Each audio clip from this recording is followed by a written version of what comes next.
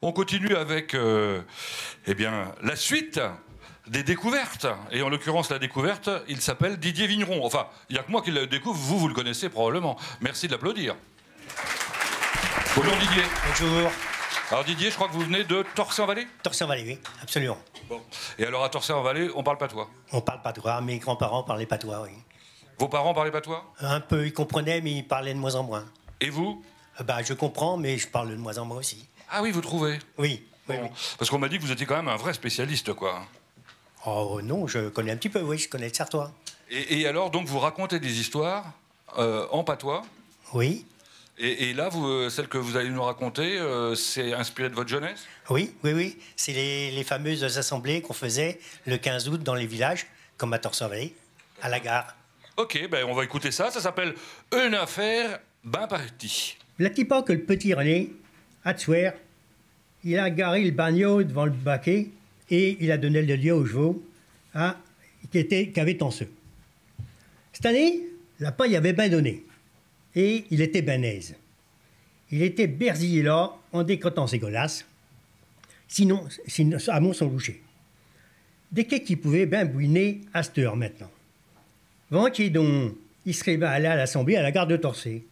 Un coup de torchon sur le pif, la tignasse rabibochée, un coup de sentibon, et le v'là tout endimanché, comme un jeune communiant, il enfourche son bicloun pour lancer sa virée au bal. Tout de Torcy, à jour de la nuit. Il se gare à Mont-Lahore, du maître Anselme, et finit à Pâtes. Dans la chaumière, le bal tournait à toute blinde.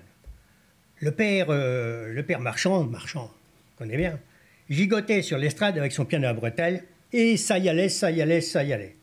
Mais le petit René, il était point trop dégourdi, et un peu nigaud pour tout dire. Il savait point gâcher. Il savait seulement pas s'y prendre avec les femelles. L'autre, avise donc la Ginette qui est là, qui est assise sur la bancelle, lui dit le gros Marcel. Ventier donc, c'est qu'elle est belle, mais je sais pas quoi lui dire, moi. Et puis, elle va me rigoler à la goule. Mais non, t'as tous avant de danser, t'as qu'à te lancer pour la polka. Oh, arrête donc de berdauder. Tu m'aboutes avec ton histoire, et puis tu m'achales. Il savait que la Ginette, elle était point trop approchante.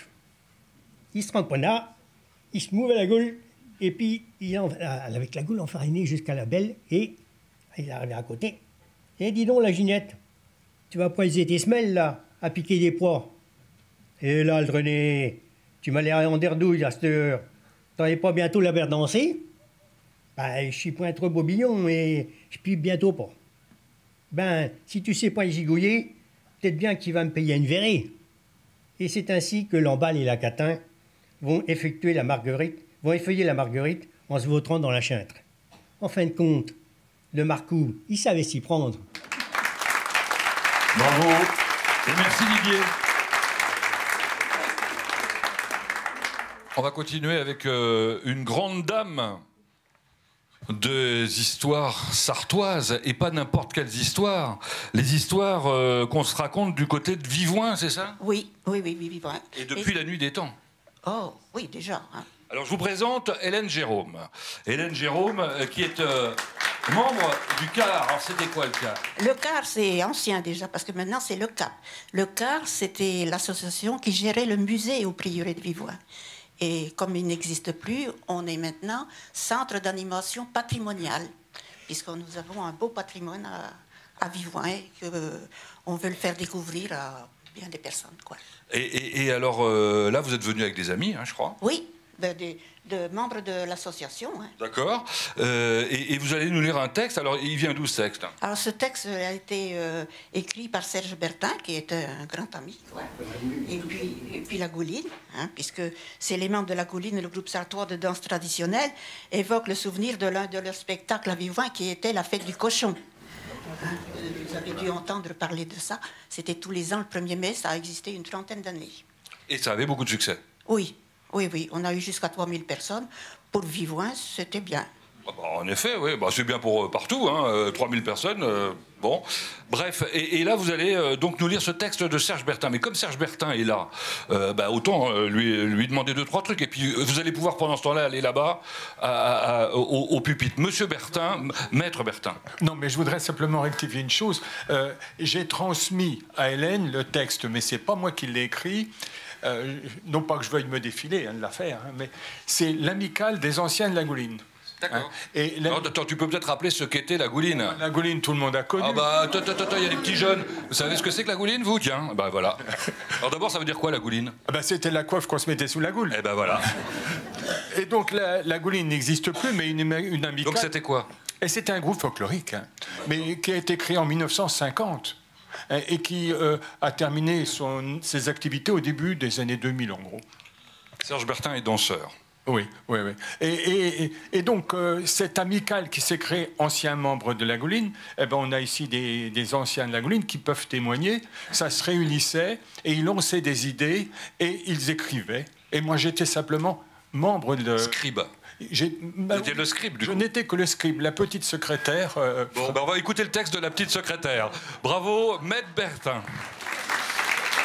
Allez, Hélène, c'est à vous, la fête du Gorin à Vivoin. Voilà, la fête du Gorin. Tous les ans, 1er mai, à Vivoin, la Gouline, cette bande de gars et de filles qui dansaient, qui musiquaient, qui chantaient et qui débigouanaient. Elle rencontrait ses copains de Vivoin, des paysans qui étaient fiers de le pays, pour une grosse fête, la fête du Gorin. 1er mai.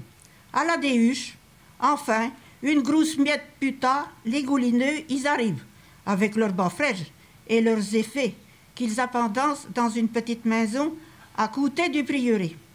Et là, ils poudent leur arde, et les filles, elles se mirent dans leur miroir, avec leur gouline bien miraudée.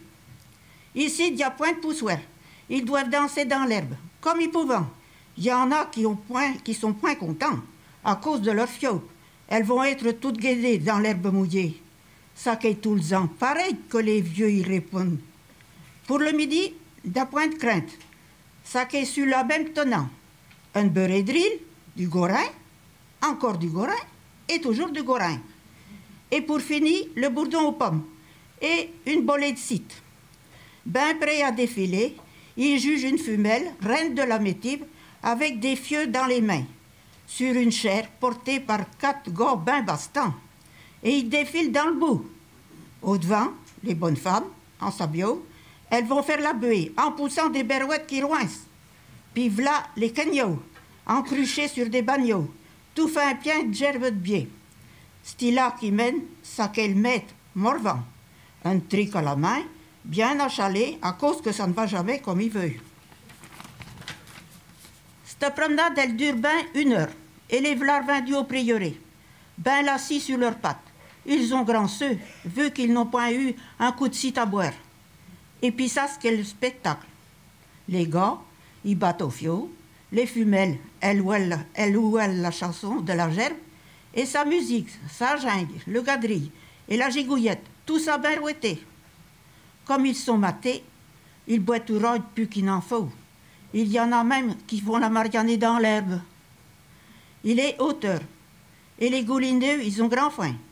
Ils ont des guernouilles qui leur rouchent dans la panse. Il a peur le Gorin du midi et boivent corps une chinchée. Mais gare à la rincette de trop dans le café. Dame, faut s'en retourner en Chartres. La fête du Gorin, elle n'est plus, mais ils l'ont encore dans leur souvenance. Alain Berton, juste 2 mots. Alors les chemineux, c'est une belle histoire aussi. Oui, c'est une belle histoire que j'ai repris il y a quelque temps à cause de la disparition d'un ami. Félix. Qui s'appelait Félix, voilà, qui était bien connu à LMTV partout. Voilà, alors sous le nom de Jean-Yves Poignant. Nous, on l'appelait Jean-Yves. Voilà, mais nous, c'était Félix. Ouais. Voilà, c'était notre Félix, quoi. Et alors, qu'est-ce que font les chemineux? Eh bien, les chemineux continuent avec des spectacles quand même que Félix avait mis au point. On a Au coin du feu, on a la ferme de Chia. Qui a été enregistré, qui est diffusé. Et puis des textes de Gaston Coutet aussi. La chanson de la Sarthe.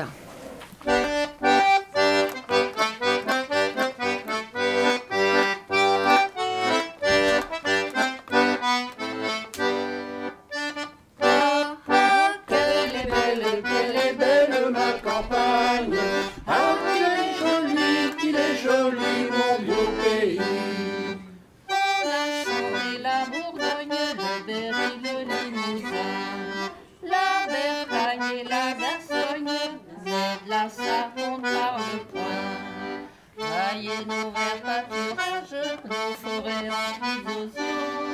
Écoutez sur les ombrages, chanter nos jolis ruisseaux. Ah, ah, qu'elle est belle ma campagne. Ah, qu'il est joli mon beau pays. La montagne, je vous dire, c'est jamais un caillou. Et la mer, laissez-moi rire, c'est de l'eau et puis la tour. Voici les Alpes mancelles, pour grimper ça suffit ben. Et notre rivière qui est si belle, c'est assez pour prendre un bain. Ah, ah, qu'elle est belle ma campagne. Ah, qu'il est joli mon beau pays. Le Français qui aime bien la table, chez nous il mange comme un rouet. Tonnerre et à bonne étable, il n'a qu'embarras du chouet. Des poulards et des rillettes et des bons gigots d'agneau, des potes et des andouillettes, et regardez-moi cet agneau. Ah, ah, qu'elle est belle ma campagne. Ah, qu'il est joli mon beau pays. Pourquoi aller dans les landes quand nos pins sont si jolis? Et si notre bière aux ampes, regardez comme elle fleurit. Faites griller nos châtaignes, goûtez notre cidre bouché. Et comme souper on se paye avec nos petits renets. Ah, ah, qu'elle est belle ma campagne. Ah, qu'il est joli mon beau pays. Ah, ah, qu'elle est belle ma campagne. Ah, qu'il est joli mon beau pays. Bravo. Je vous ai vu chanter. Alors, il y avait des fautes? Oui, Oui. oui, nous, ma soeur et moi, Oui. nous sommes capables de la chanter, nous la chantons bien avec vous, bien avant vous. Ah bon? Ah, qu'elle est jolie notre campagne. Ah, qu'elle est jolie notre pays. Notre pays aussi. Et vous savez qui a écrit cette chanson? Dites-nous. Elle s'appelait Martine Lombard. Elle avait créé en 1945 la troupe des Poussets, les Poussets de la Clairière, qui travaillaient pour une association qui avait été créée en 1945, dont notre oncle a été le président jusqu'au temps des années 60. Et la Clairière, c'est l'ancêtre des Restos du Cœur, quoi, c'est ça un peu. Non, c'est que pour les vieux. Ah, c'est que pour les vieux. Ah bon, d'accord, d'accord. À cette époque-là, on disait pas, nous les enfants, on disait, on joue pour les petits. Très bien. Merci. Et un livre va sortir à l'automne. Ah, très bien. Qui racontera toute cette histoire et on parlera de celle qui a écrit ce... Rappelle-moi comment s'appelle madame. Anne-Marie Gillet. Eh ben voilà, Anne-Marie Gillet, bien sûr. Bravo Anne-Marie Gillet.